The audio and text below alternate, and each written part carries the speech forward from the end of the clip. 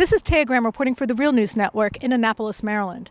Pocomoke City's first black police chief, Kelvin Sewell, was known for going out into the community, helping people fill out college forms and even helping drug dealers get jobs, which is why some community members think he was targeted by law enforcement. Chief Sewell came to a place called Pocomoke City and was told to fire 2 African-American police officers.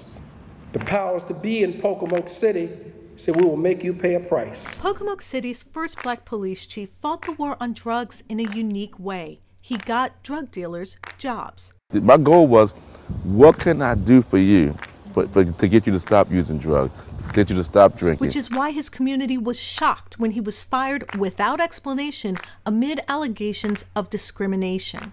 You all are talking about firing a chief who's done an absolute wonderful job. But for Kelvin Sewell, the first black top cop of Pocomoke City, a small town on Maryland's lower eastern shore, the fallout over his termination has continued since he alleged in a lawsuit he was let go for refusing to fire 2 black officers who filed discrimination complaints. Many residents of Pocomoke City supported the ousted chief, claiming his community-based style of policing reduced crime, not simply through arrest, but by reaching out to people before they broke the law. Chief Sewell did his job, and he made sure the other officers did their jobs instead of everybody sitting in the office. Which is why they were astounded when their chief was accused of misconduct in office. Well, I came out here to support Chief Sewell because I think he was treated unfairly. State Prosecutor Emmett Davitt prosecuted Sewell for failing to charge Pocomoke resident Doug Matthews after he crashed into 2 parked cars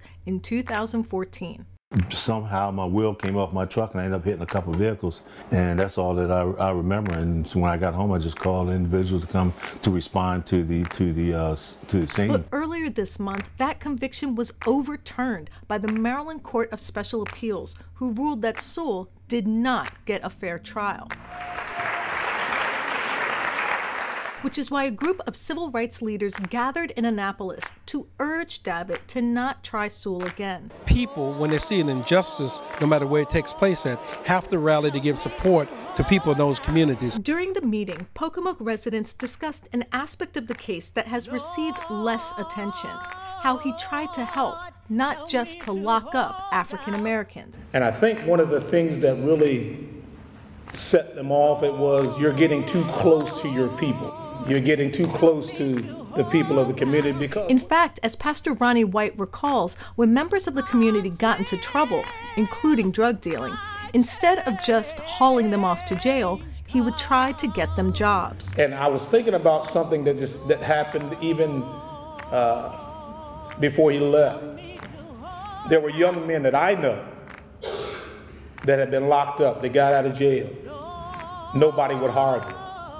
So what Chief did, he went to Tyson's Food in Temperateville, Virginia. He set up a liaison between him and the hiring people at this facility. And he set it up so when these guys got out of jail, that he would introduce them to the folk down at Tyson's Farms, and they would get a job. Which is one of the reasons, Pastor White says, Kelvin Sewell is squarely in the sights of law enforcement. What they're used to seeing is the police rolling up in the community, arresting as many people as they can, take them to Worcester County, process them, go before the court, lock them up for some years, then let them back out. But Chief said, you know what, I want to prevent them from committing crimes. I want to sit down and talk to them and let them know that they have a better life, and let them know that I'm here for them. Sewell's lawsuit alleges he was let go for refusing to terminate 2 black officers who had filed EEOC complaints against the Worcester County Drug Task Force. But Pastor White says those allegations mask a deeper conflict on how black communities are policed. You think Chief's efforts to connect with the community actually upset law enforcement in Worcester County? What did you mean by that? I think it really upset those in authority, those in our city, in our county, because they didn't like the idea that Chief was coming into the community, talking to African Americans, and befriending them and talking with them. It was more like, you're here to, you know, do our bidding. Make sure you lock up as many people as you can lock up, you know, and harass the community. And that's what we're used to. But this time it was different. Which is why firing Sewell wasn't enough, says his wife, Rhonda.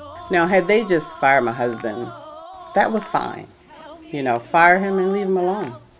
But that was not enough. In 2015, Sewell was fired without explanation by the city council.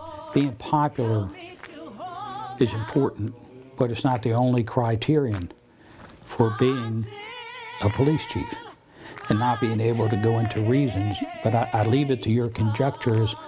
What are the possible things that someone who's well-liked can be terminated? Later, he filed a lawsuit alleging he was let go for refusing to terminate 2 black officers who had filed EEOC complaints against the Worcester County Drug Task Force. Almost a year after he was let go and after he filed a discrimination lawsuit, State Prosecutor Emmett Davitt indicted him. What made this decision to charge him is when his co-defendant and co-plaintiff in this civil suit came out and said he had been drinking, he told Chief Sewell he had been drinking, and they discussed not charging him. You've never written that once, you've never talked about that, but that's the facts of it. Davitt has said publicly he plans to try the case again. It's an odd pursuit, the attendees argued, given a series of police scandals in Baltimore that his office, which has jurisdiction, has ignored. And we hope to get the Maryland Legislative Black Caucus to join us with local elected officials here. Our goal is to get them to introduce resolutions in their respective legislative bodies calling on him not to take this action. Including the Gun Trace Task Force, a group of 8 officers who robbed residents, dealt drugs, and stole overtime pay with impunity. We want to formally have a motion made that our organization go on record preparing a letter to go to the special prosecutor asking him not to prosecute Chief Sewell. And one of the reasons the Caucus of African American Leaders voted to send a letter to Davitt to implore the state's law enforcement industrial complex to seek justice elsewhere. All those in favor signify by standing on your feet. Let's give them a round of applause. This is Taya Graham and Stephen Janis reporting for the Real News Network in Annapolis, Maryland. Help me to hold